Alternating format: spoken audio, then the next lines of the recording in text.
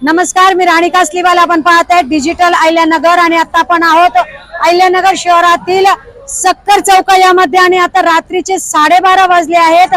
आपण माझ्या मागे पाहू शकता मोठ्या प्रमाणात या ठिकाणी पेट्रोल साठी रांगा लागलेल्या आहेत. दरम्यान गुजरात मध्ये देखील पेट्रोल साठी मोठ्या प्रमाणात रांगा लागलेल्या पाहायला मिळालं. फेसबुकच्या माध्यमातून कोणीतरी पोस्ट केली की रात्री 12 नंतर पेट्रोल मिळणार नाही आणि त्याचे परिणाम अहिल्यानगर मध्ये सुद्धा पाहायला मिळत आहेत. आपण पाहू शकता मोठ्या प्रमाणात या ठिकाणी पेट्रोल साठी लोकांनी अर्ध्या रात्री अक्षरशः गर्दी केलेली आहे आणि मोठ्या प्रमाणात रांगा आहे. मात्र ही सगळी अफवा असून गुजरात सरकारने असं देखील सांगितलंय की कुठेही पेट्रोलची कमी नाही, त्यामुळे नागरिकांनी घाबरून जाऊ नये आणि कुठल्याही अफवांवर विश्वास ठेवू नये.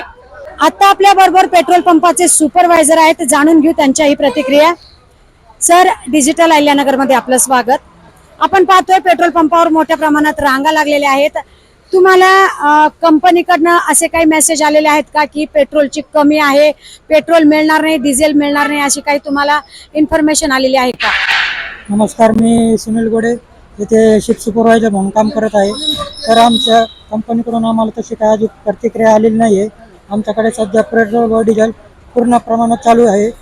आम्हाला अशी इन्फॉर्मेशन आली तर आम्ही तात्काळ कस्टमरला तशी इन्फॉर्मेशन देऊ, पण सध्या आमच्याकडे अशी काही इन्फॉर्मेशन आलेली नाही आहे. तर आता मोठ्या प्रमाणात नागरिक इथे गर्दी करतायत, काय सांगाल?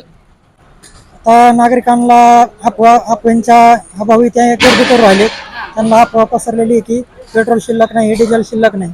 त्यामुळे कस्टमरचे भीती निर्माण झाली की पुढे पेट्रोल भेटत आहे का नाही भेटत आहे, त्यामुळे त्यांनी गर्दी केलेली आहे. ओके, धन्यवाद सर.